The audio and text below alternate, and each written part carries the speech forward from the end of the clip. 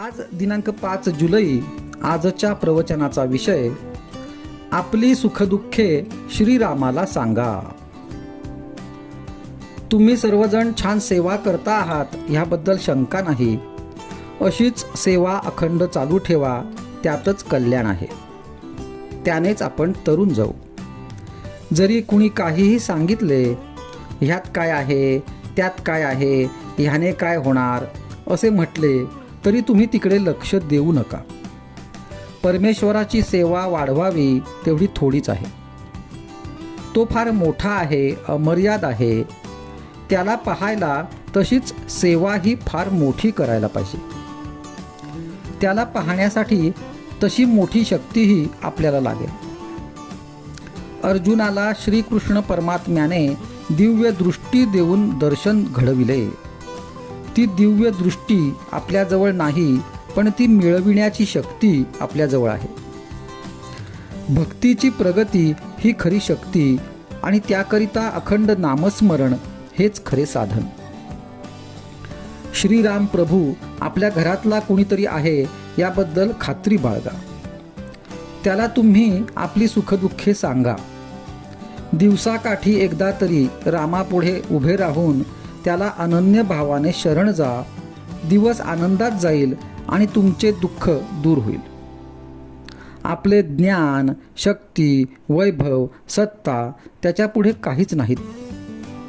तेव्हा या सर्वांचा विसर पाडून त्याला शरण जा आणि त्याच्याजवळ प्रेम मागा.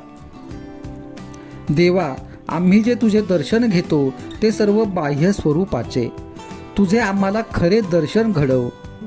आम्ही अवगुण संपन्न असू, तुझे दर्शन व्हावे एवढी सेवा आमच्याजवळ नाही, परंतु तू आता आम्हाला क्षमा कर.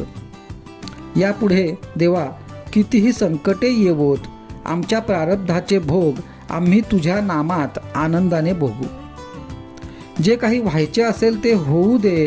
आमचे समाधान टिकून तुझ्या नामात आमचे प्रेम राहील एवढी तुझी कृपा असू दे. खरोखर परमेश्वर भक्ताचे मन पाहतो, त्याचा भाव पाहतो. एरवी तो त्याच्या जवळच असतो. जो श्रद्धेने परमेश्वराचे चिंतन करतो त्याला परमेश्वर जवळ असून आपल्याला तो मदत करायला सिद्ध आहे याची खात्रीच असते.